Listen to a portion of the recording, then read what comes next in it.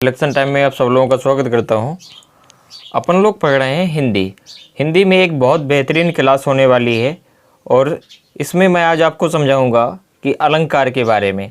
UP SI हो चाहे UP लेखपाल और यूपी चकबंदी, मतलब किसी भी एग्ज़ाम के लिए, अर्थात यूपी सी के जितने भी exam, UP triple S C के जितने भी एग्ज़ाम होते हैं, अर्थात सबके लिए बहुत इम्पोर्टेंट क्लास है। अगर आप इसको देखते हैं तो पूरा देखिए और मेरा प्रयास ये है कि इससे बाहर नहीं जाएगा, ठीक।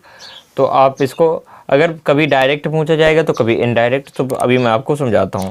अलंकार होता क्या है, अर्थात अलंकार का अगर शाब्दिक अर्थ देखा जाए तो अलंकार का शाब्दिक अर्थ होता है क्या, ये होता है आपका आभूषण, अर्थात गहना होता है। अलंकार का जो शाब्दिक अर्थ होता है वो होता है आपका गहना। क्या होता है? गहना, अर्थात आभूषण।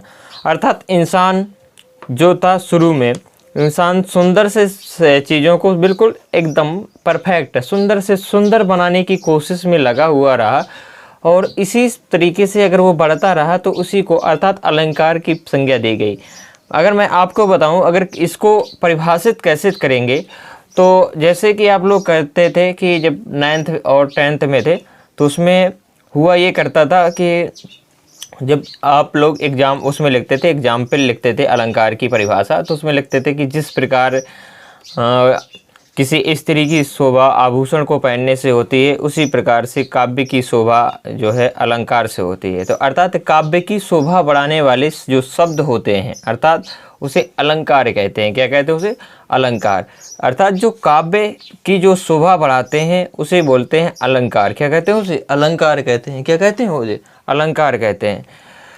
अलंकार के बारे में अगर बात करें तो अलंकार अगर देखें तो अलंकार जो है कुछ शब्दों से जो है, अलंकार किसी कविता में है, किसी कविता में अगर देखा जाए तो शब्दों से चमत्कार होता है। आप लोग देखते होंगे मीडिया वाले तो कोई कोई ऐसे शब्द बोलते हैं, अर्थात शब्दों से जो है काव्य की शोभा बढ़ती है। जब वो बोलते हैं तो कितना अच्छा लगता है, अर्थात ऐसे शब्द सेट करते हैं। वो शब्द जो उचित स्थान पे है, वो शब्द अगर वहाँ पे सूटेबल बैठ जाए तो बहुत मज़ा आता है। तो आपका शब्द अलंकार होता है, तो शब्द से हो सकता है। दूसरा होता है आपका अर्थ से। अर्थ से अर्थात अर्थ अलंकार होता है, अर्थात अर्थ से जो चमत्कार उत्पन्न होता है उसे अर्थ अलंकार कहते हैं। क्या कहते हैं उसे? अर्थ अलंकार। तो अगर पूछा जाए कि शब्द मतलब काव्य मतलब अलंकार कितने प्रकार का होता है, तो अलंकार आपको टिक करके आना है कि अलंकार 2 प्रकार के होते हैं। अर्थात कौन कौन से? एक तो होता है शब्दालंकार और दूसरा होता है अर्थ अलंकार। कौन सा? अर्थ अलंकार, ठीक। मुख्य रूप से 2 प्रकार के होते हैं। कितने प्रकार के? अगर मुख्य रूप से अगर पूछा जाए तो मुख्य रूप से अगर 2 प्रकार के होते हैं, आपको 2 ही टिक करके आना है। अगर पूछा जाए कि मुख्य रूप से कितने प्रकार के होते हैं तो 2, अर्थात शब्दालंकार और दूसरा होता है अर्थ अलंकार। अगर पूछा जाए कि जो ये अलंकार हैं तो इनके जनक किनको माना गया है, तो एक आचार्य थे जिनका नाम था डांडी ऋषि। क्या नाम था? डांडी ऋषि। तो डांडी ऋषि को इसका क्या माना गया है? जनक माना गया है। किसका? अलंकार का। जैसे अभी मैंने आपको बताया था कि रस के प्रवर्तक भरत मुनि को माना गया है, तो इसी प्रकार से अलंकार के जो जनक माने गए हैं वो हैं आपके डांडी ऋषि। कौन है? डांडी ऋषि। मैं आपको ले चलता हूँ शब्द अलंकार के बारे में। सबसे पहले अगर मैं बात करता हूँ तो शब्द अलंकार होता क्या है, तो मैंने एक एग्जाम्पल, बहुत प्यारा सा एग्जाम्पल लिखा है शब्दालंकार का। तो शब्दालंकार के बारे में मैं बताता हूँ आपको। तो शब्दालंकार में सबसे पहले आता है अनुप्रास अलंकार। कौन सा? अनुप्रास अलंकार। अनुप्रास के बारे में अगर बात करें तो अनुप्रास अलंकार की परिभाषा मैं आपको बताता हूँ कि अनुप्रास होता क्या है। अनुप्रास का मतलब होता है जहाँ पे वर्णों की आवृत्ति बार बार हो, अर्थात वर्णों की आवृत्ति अगर बार बार होती है तो वहाँ पे जो चमत्कार उत्पन्न होता है उसे बोलते हैं अनुप्रास अलंकार। अनुप्रास मीन्स, प्रास मीन्स पास पास आए, अनु मीन्स बार बार। वही चीज़, कोई चीज़ अगर बार बार आती है, अर्थात कोई वर्ड अगर बार बार आता है तो उसे बोलते हैं अनुप्रास अलंकार। जैसे मैंने एग्जाम्पल लिखा है, बहुत प्यारा सा एग्जाम्पल है। जैसे ये लिखा है, 4 चंद की चंचल किरणें खेल रही नवजल थल में। तो 4 चांद की चंचल किरणें, देखो 4 4 4 3 बार आ गया अगर, तो ये यहाँ पे अनुप्रास अलंकार हो जाएगा। जहाँ एक ही शब्द एक ही बार आए तो वहाँ पे अनुप्रास अलंकार होता है। कौन सा होता है? अनुप्रास अलंकार। जैसे एक बहुत बेहतरीन एग्जाम्पल है और ये बहुत चर्चा में रहता है। जो आपने समझा होगा, कई बार आपने सुना होगा कि चंदू के चाचा ने चंदू की चाची को चांदनी रात में चांदनी चौक पर चांदी की चम्मच से चटनी चटाई। तो बहुत इम्पोर्टेंट एग्जाम्पल है। तो मतलब चा कई बार आ गया। देखो, चाचा ने चंदू की चाची को चांदनी रात में चांदनी चौक पर चांदी की चम्मच में चटनी चटाई। मतलब चाचा कई बार आ गए, तो यहाँ पे अनुप्रास अलंकार हो जाएगा। कौन सा? अनुप्रास। इसी प्रकार से एक रामायण का बहुत अच्छा सा एग्जाम्पल है जो मैं आपको दे रहा हूँ। ये है, जैसे इसमें लिखा हुआ है कि मुदित महीपर मंदिर आए और सेवक सचिव सुमंत बुलाए। अर्थात माँ कई बार आ गया, सा कई बार आ गया, तो अर्थात यहाँ पे भी अनुप्रास अलंकार होगा। कौन सा? और अनुप्रास अलंकार होगा। कौन सा होगा? अनुप्रास अलंकार होगा। चलिए आगे चलते हैं। आगे मैं ले चलता हूँ आपको श्लेष। कहते हैं ना, श्लेष अलंकार वहाँ होता है, कहते हैं कहत कविगण हैं वहाँ अर्थ जहाँ चिपके अर्थ अनेक, कहत कविगण हैं वहाँ अलंकार नित श्लेष। तो मैं आपको इधर ले चलता हूँ श्लेष अलंकार के बारे में। तो श्लेष अलंकार के बारे में अगर बात करें तो श्लेष का मतलब होता है चिपका हुआ। क्या होता है? अर्थ होता है इसका चिपका हुआ। अर्थात इसकी अगर परिभाषा के बारे में अगर बात करें कि पहचानेंगे कैसे कि ये श्लेष अलंकार है, तो एक शब्द से अनेक अर्थ चिपके होंगे। अर्थात जहाँ पे एक शब्द से अनेक अर्थ अगर चिपके हों, परंतु उसका प्रसंग भिन्न भिन्न होगा। क्या होगा? प्रसंग भिन्न भिन्न होगा। वो आपका कौन सा होता है? श्लेष अलंकार। मैंने आपको अब वही समझाता हूँ आपको। यहाँ पे अगर बात करें तो जैसे ये आया, बहुत फेमस एग्जाम्पल है ये, आप लोग बचपन से पढ़ते आ रहे होंगे कि रहीमन पानी राखिए और बिन पानी सब सून और पानी गए न उबरे मोती मानुष चून। तो रहीमदास जी कहते हैं कि रहीमन पानी राखिए बिन पानी सब सून। अर्थात इनमें पानी होना चाहिए, बिना पानी के सब सूना है। और पानी गए न उबरे मोती मानुष चून, अगर इनसे पानी चला गया तो ये सब बेकार हो जाते हैं। देखो, इसका प्रसंग भिन्न भिन्न है और लेकिन अर्थ एक ही आ रहा है। समझता हूँ, अभी आपको समझाता हूँ।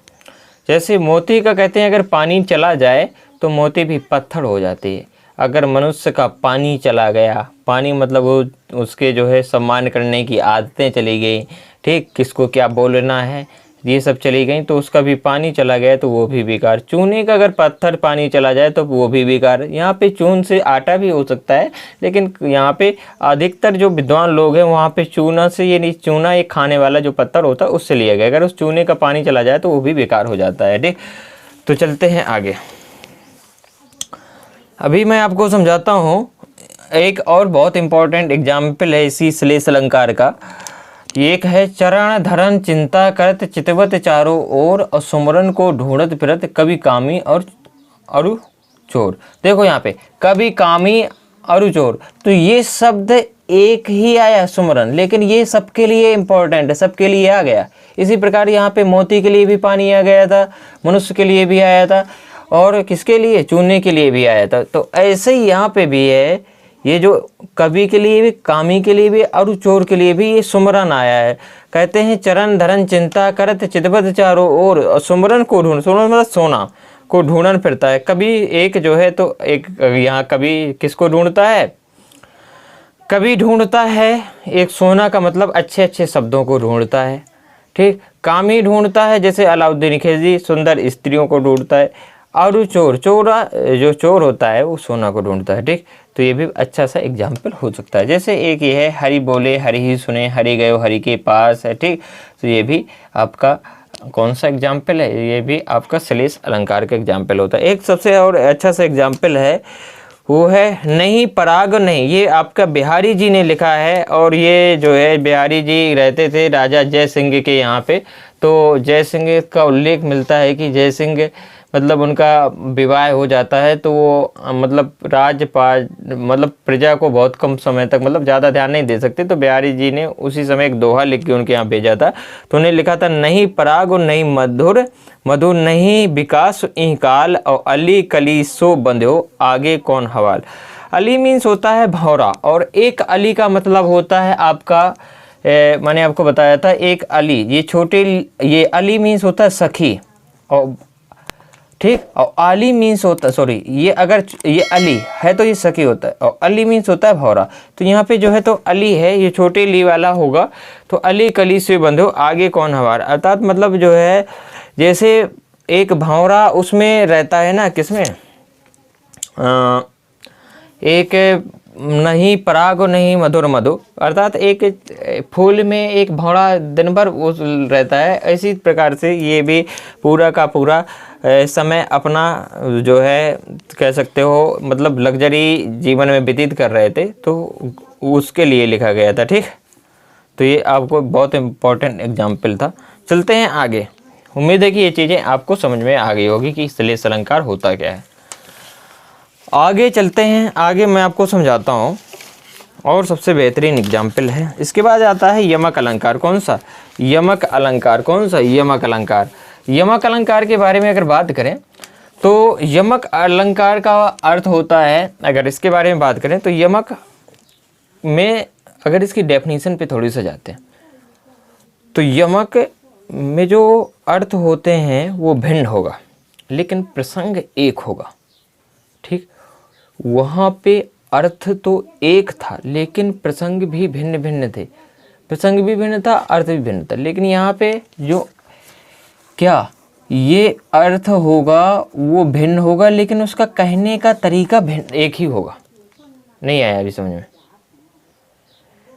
कहने का जो तरीका होगा वो एक ही होगा, मतलब हर तरीके से, मतलब प्रसंग वहीं जाएगा, अल्टरनेटिव डायरेक्ट जाओ या इनडायरेक्ट जाओ उसी पॉइंट पे टिक आउट होगा।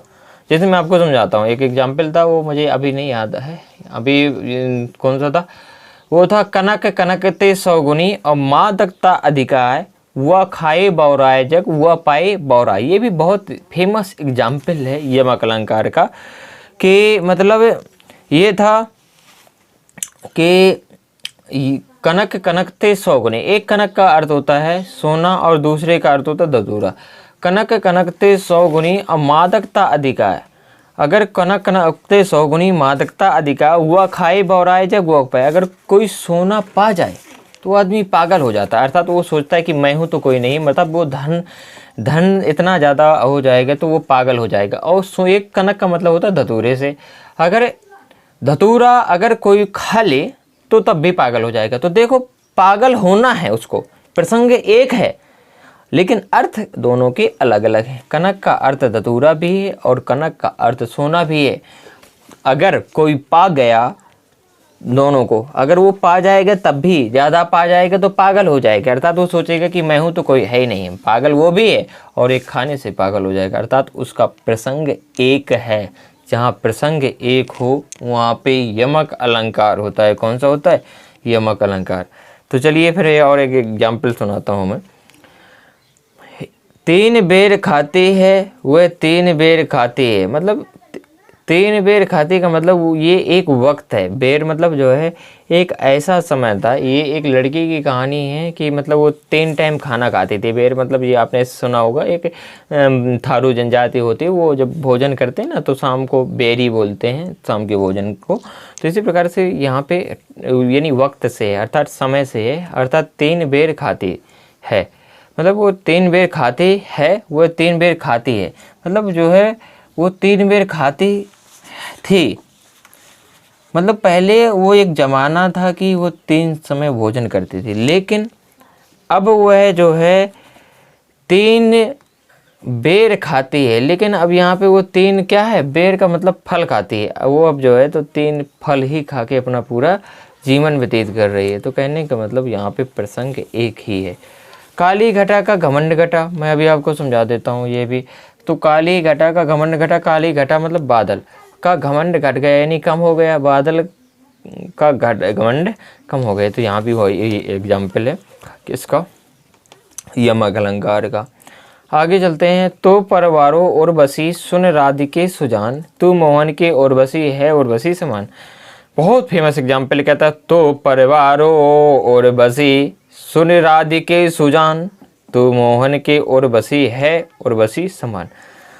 तो परवारों का मतलब होता है कि ये भगवान श्री कृष्ण जो है राधा से कहते हैं कि तो परवारो उर्वशी, अर्थात तुम सभी इंद्र की अप्सराओ, सुन राधिके सुजान, तुम जो है राधिका के इतनी सुंदर हैं हो ही नहीं। तू मोहन के उर्वशी, अर्थात तू मोहन के उर्वशी का मतलब हृदय में बसने गई हो, और है उर्वशी समान। एक उर्वशी का यहाँ पे अर्थ है कौन सा, हार। उर्वशी मतलब गले का हार जैसे है, और ये उर्वशी का मतलब है इंद्र की अप्सरा। तो ये भी फेमस एग्जाम्पल था, इम्पॉर्टेंट है, ये 3-4 बार आ भी चुका है यमक अलंकार का एग्जाम्पल। तो ये आपको आ गया होगा। तो फिर आगे मैं आपको एक और एग्जाम्पल यमक का समझा देता हूँ। कबीरा सोई पीर है, जो जाने पर पीर, जे ना पीर न जानिए, जो काफिर बेपीर। ये भी यहाँ पे आपका कौन सा अलंकार है, यमक अलंकार का एग्जाम्पल है। कबीरा सोई पीर है, जो जाने पर पीर। कबीरदास जी कहते हैं कबीरा सोई पीर है, जो जाने पर पीर, जो पराई पीर जानता है। जे पर पीर न जानिए, जो काफिर बेपीर। ठीक, तो ये भी यहाँ पे किसका एग्जाम्पल है, यमक का। ये तो थे आपके पूरा का पूरा यहाँ पे शब्द अलंकार ख़त्म होता है। शब्द अलंकार ख़त्म होने के बाद फिर मैं आपको ले चलता हूँ अर्थ अलंकार के बारे में। अर्थ अलंकार के बारे में अगर बात करें तो अर्थ अलंकार का मतलब अभी समझाते हैं, जहाँ अर्थ से चमत्कार होता है। कहाँ से, जब अर्थ से कोई अर्थ के द्वारा जब चमत्कार होता है उसे अर्थ अलंकार कहते हैं। जैसे मुख चंद्र सा सुंदर है, अर्थात मुख चंद्र सा सुंदर है। मुख की तुलना चंद्रमा से की जा रही है कि मुख चंद्रमा के समान तुलना है। और सा है, ये आपका बोलते हैं इसको कंपेयर, अर्थात सादरता सूचक शब्द होता है, कंपेयर करने वाला शब्द है। और ये जिससे तुलना की जा रही है, किससे की जा रही है, ये की जा रही है किससे, चंद्रमा से। किससे, चंद्रमा से। अर्थात चंद्रमा आपका उपमान होता है, और जिसकी की जाए, मुख की जाए तो वो उपमेय होता है। अर्थात जो उपमेय का मतलब सामने प्रकट होगा, सीधी सीधी बात जो है वो सामने होगा, उसे उपमेय बोलेंगे। और जिससे किया जाएगी वो उपमान होगा। रियलिटी अगर देखी जाए, जैसे मैं किसी की तुलना करूं, कहूं कि बताओ मोदी ब्रह्मा है, मैंने कह दिया मोदी जी ब्रह्मा है, तो मोदी जी यहाँ उपमेय हैं, और मैंने तुलना कर दिया किससे, कि ब्रह्मा से। तो ब्रह्मा जी से अगर मैंने तुलना कर दी तो यहाँ पे ब्रह्मा आपके उपमान हैं, उपमेय मोदी जी हो जाएंगे। तो इस तरीके से है। तो इधर से आपको ये चीज़ आपको समझ में आ गई होगी। सादृश्य सूचक शब्द होते हैं जिससे कंपेयर की जाती है, ठीक। और यहाँ पे उपमेय भी आपको मिलेगा, उपमान भी मिलेगा, और सादृश्य सूचक शब्द भी मिलेंगे। साद मतलब जो है कंपेयर करने वाले शब्द मिलते हैं। जैसे ये शब्द आपका हो सकता है सा हो सकता है, वैसा हो सकता है, जैसा हो सकता है, ज्यों हो सकता है, ठीक। सा हो सकता है, मतलब ये शब्द हो सकते हैं, ठीक। तो अर्थ अलंकार आपको समझ में आया कि क्या होता है। तो अब अर्थ अलंकार में मैं आपको ले सकता हूँ उपमा अलंकार के बारे में। कौन सा, उपमा अलंकार। तो उपमा अलंकार के बारे में अगर बात की जाए तो उपमेय से तुलना की जाए, ठीक। इसमें भी 2 प्रकार का होता है उपमा अलंकार।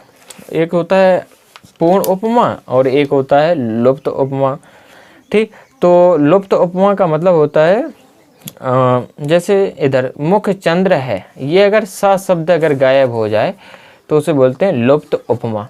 अगर कह दिया जाए मुख चंद्र सा सुंदर है तो यहाँ हो जाएगा पूर्ण उपमा। मतलब जहाँ पे ये पूरे शब्द अगर मिल जाएं, इधर समझ लीजिए आप, मैं आपको समझाता हूँ। जैसे मैंने लिखा मुख चंद्र सा है, तो देखिए मुख आपका हो जाएगा उपमेय, क्योंकि इसी से की तुलना की जा रही है, अर्थात ये सामने होगा, जिससे की जाएगी वो उपमान होगा।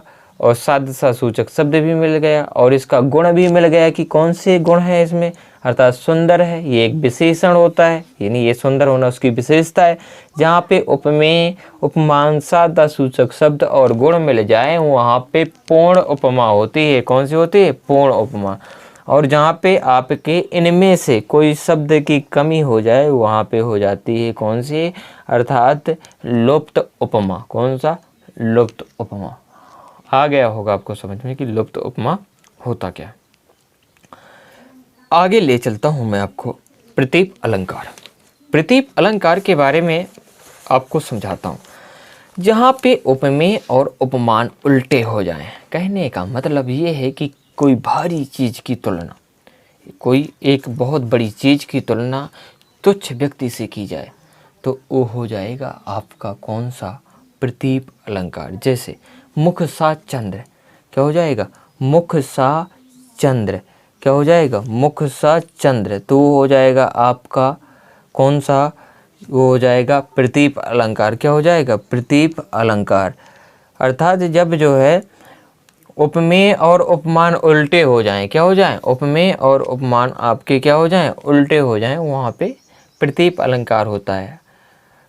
तो कैसे एग्जाम्पल समझाता हूँ।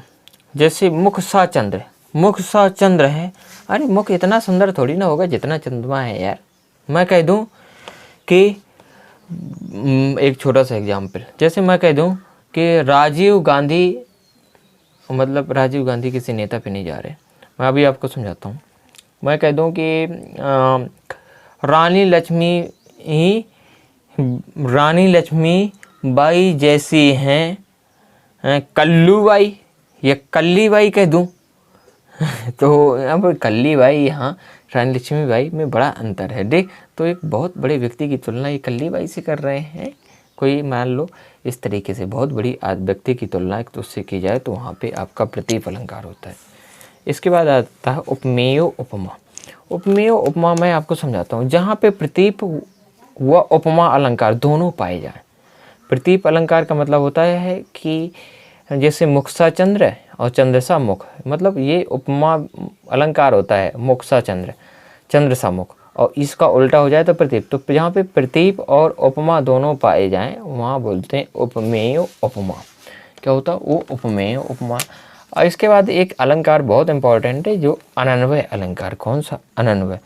अनन्वय के बारे में अगर बात की जाए तो वो होगा आपका कौन सा, अनन्वय के बारे में बात करें तो जैसे राम से राम, सिया से सिया, हैं, अलग अटल से अटल, मुख से मुख, तो ये आपके क्या हो जाएंगे, ये आपका अनन्वय अलंकार होता है। कौन सा होता है, अनन्वय अलंकार होता है।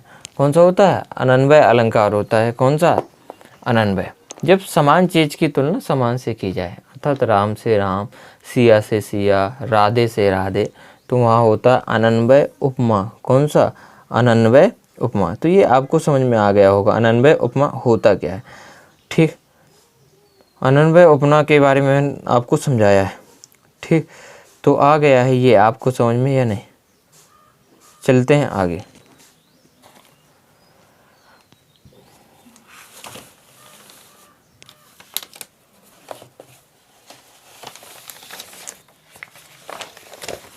इसके बाद आ जाता है कौन सा, रूपक अलंकार। कौन सा, रूपक अलंकार। रूपक के बारे में समझ लो आप कि मतलब आप बहुत जिद्दी हैं, आप साफ साफ कह देते हैं, मतलब कुछ भी गुंजाइश नहीं रखते, साथ साथ सूचक शब्द दिखाई नहीं देता। जैसे मुख चंद्र है, चरण कमल है, सीधा सीधा कह दिया। मोदी ब्रह्मा है, मैया मैं तो चंद्र खिलौना ले हूँ, चंद्रमा को उसने बता खिलौना बना दिया, मतलब साफ साफ कह दिया। तो वहाँ पे कोई गुंजाइश नहीं छोड़ी, तो वो आपका रूपक अलंकार होता है बच्चा। कौन सा, रूपक अलंकार। जहाँ पे कोई चीज़ की तुलना, मतलब कोई गुंजाइश न छोड़ी जाए किसी चीज़ की कंपेयर करने में, कंपेयर करने वाले शब्द हो ही नहीं। वो सीधा सीधा कहते हैं, ये अगर खूब दिखाई दे रहा है कि ये कोई मतलब ब्रेंच है, ये कोई मान लो बाइक है, तो उसको कार बता दो कि ये बाइक नहीं, ये कार है। तो मतलब कह दो कि जहाँ मतलब जो अपना झेल दे पूरी की पूरी बात, मतलब तो समझ लो कि वो पूरा जो है रूपक अलंकार हो जाएगा। इसके बाद आता है उत्प्रेक्षा अलंकार। कौन सा, उत्प्रेक्षा अलंकार। उत्प्रेक्षा के बारे में बात करें तो इसमें कुछ शब्द होते हैं जो इससे पहचाना जाता है। जैसे मनु मानो जनु जानो शब्द लगे रहते हैं तो वहाँ पे आपका उत्प्रेक्षा अलंकार होता है। कौन सा होता है, उत्प्रेक्षा अलंकार होता है। ठीक, तो वहाँ पे हो जाएगा उत्प्रेक्षा। जैसे मुख मानो चंद्र है और चंद्र मानो मुख है। एक कल मैंने आपको एग्जाम्पल समझाया था, वो आया था किस में, रस में आया था कि कौन सा था, मानो हवा के क्रोध से तन उसका कांपने लगा, और तो मानो, जहाँ मनु मानो जनु जानो शब्द लगे हों वहाँ पे उत्प्रेक्षा अलंकार होता है। जैसे मनो नीलमणि शैल पर आतप पड़यो प्रभात, मतलब जो है तो ऐसा लग रहा है कि मानो नीलमणि पर्वत पर मतलब सूर्य की किरणें पड़ रही हों। जहाँ मन मानो जनु जानो शब्द लगे हों वहाँ उत्प्रेक्षा अलंकार होता है। ये पहचान है इसके। इसके बाद आ जाता है अपहूति अलंकार। कौन सा? अपहूति। तो अपहूति थोड़ी आप समझिए। अपहूति का मतलब होता है जहाँ पे ये आपका निषेध रहित कोई बात बोली जाए वहाँ पे अपहूति अलंकार होता है। जैसे बोल दिया जाए यह चरण नहीं कमल है, मतलब यहाँ विरोध किया जाए कि ये चरण नहीं भैया ये कमल है, ठीक। तो यहाँ पे कौन सा हो जाएगा? अपहूति अलंकार हो जाएगा, ठीक। अपहूति अलंकार हो जाएगा। कौन सा? अपहूति, ठीक। और जैसे मैं एक एग्जाम्पल देता हूँ, आप बताना इसको कौन सा एग्जाम्पल है, मतलब किस अलंकार का है। जितने पढ़ा दिए उसी में से पूछूंगा। जैसे फूल कांस सकल मही भाई और जनु वर्षा ऋतु प्रकृति बुढ़ाई। तो ये मतलब जो है तो जनु शब्द आ गया है ना, तो यहाँ भी उत्प्रेक्षा हो जाएगा। तो आप लोगों को ऐसे समझ जाना है कि जनु जानो मनु मानो शब्द। संदेह अलंकार मतलब गुण में कोई शक दिखाई दे किसी चीज़ में। जैसे मुख चंद्र है कि मुख चंद है, मुख है कि चंद्र, समझ में ना आए, मतलब वहाँ पे संदेह हो जाए किसी। जैसे एक बहुत फेमस एग्जाम्पल है, ये जो है द्रौपदी का चिपचिर हरण हो रहा था, तो उसमें का एग्जाम्पल है कि सारी बीच नारी है कि नारी बीच सारी है कि सारी सारी की नारी। बहुत फेमस एग्जाम्पल है संदेह अलंकार का। जैसे राशि नहीं है सर्प है, मतलब जहाँ पे आपको थोड़ी सा डाउट हो जाए वो आपका संदेह अलंकार होता है। इसके बाद आते हैं अपन लोग विभावना। विभावना का मतलब होता है भावना तो है लेकिन कोई काम नहीं हो पा रहा, मतलब उसे बोलते हैं विभावना। कि भावना तो है लेकिन काम नहीं हो पा रहा। जैसे बिन पग चले सुने बिन काना, मतलब जैसे बिन पग चले सुने बिन काना, लेकिन पैर नहीं है लेकिन सुनाई सब कुछ दे रहा है, समझ लीजिए आप। और कर बिन कर्म करे बिन जाना, हाथ भी नहीं है, सब विभिन्न प्रकार के काम भी करता है। तो ये सब आपका हो जाएगा कौन सा? विभावना। जैसे बिना पैर के चलता है, वो एग्जाम्पल लिखा है, यहाँ पे कोई विशेष नहीं है। जहाँ पे बिना कारण के काम हो, मतलब तब भी वहाँ पे विभावना होता है। विभावना, यहाँ पे अगर कोई कारण नहीं है तब भी भावनाएं हो, काम हो, तो वह आपका विभावना होता है। कौन सा? विभावना। इसके बाद आता है विशेषोक्ति अलंकार, अर्थात कारण होने पर भी काम नहीं होता है, अर्थात उसे विशेषोक्ति बोलते हैं। विशेष उक्ति, जैसे देखो दो दो मेघ बरसते हैं मैं प्यासी का प्यासी, अर्थात यहाँ पे अर्थात मेघो बरसते हैं वो प्यासी है। जैसे पपीया नहीं बोला करता है प्यासा हूँ खूब बारिश होती रहे, तो विशेषोक्ति अलंकार हो जाता है। इसके बाद आ जाता है मानवीकरण अलंकार। कौन सा? मानवीकरण, जहाँ पर निर्जीव चीज़ की या निर्जीव चीज़ को जड़ भावना दिखाते हुए उसे मानवीकरण अलंकार कहते हैं। मतलब जो है वो निर्जीव चीज़ है, उसे कह दोगे उसमें जान है। जैसे अभी गंगा नदी को सजीव घोषित कर दिया गया है कि वो इसमें भी जान है, अगर कोई उसको पवित्र करेगा तो वो अपराध है। तो मतलब जहाँ पे कोई चीज़ निर्जीव हो उसे सजीव मान के अगर कोई अगर उसे सजीव मान लिया जाए तो आपका मानवीकरण अलंकार होता है। जैसे संध्या परी से धीरे धीरे उतर रही है। अब संध्या मतलब ये रात है, ये थोड़ी ना उतरेगी, जान होती है जिसमें वही तो उतरता है, मतलब ये ढल रही है धीरे धीरे। तो यहाँ पे निर्जीव चीज़ की सजीव मान के गणना की गई है, अर्थात इसी को आपको पर्सोनिफिकेशन भी बोलते हैं इंग्लिश में। तो ये चीज़ें आपको समझ में आ गई होंगी। और कोई अगर जो है अलंकार अगर आपकी नज़रों में रह जाता है तो आप लोग कमेंट्स में ज़रूर बताना कि सर ये आपका अलंकार रह गया है, तो हम उसको पूरा करवाएंगे, ठीक। और जिन बच्चों ने अभी तक सब्सक्राइब नहीं किया है तो कृपया मेरे चैनल को आप लोग सब्सक्राइब कर लीजिए, आप लोगों के हाथ जोड़ के विनती है, ठीक। और कोई नहीं, इससे आपको ज़रूर लाभ होगा। लगे रहिए, मेहनत करिए, खुश रहिए। थैंक यू सो मच, धन्यवाद।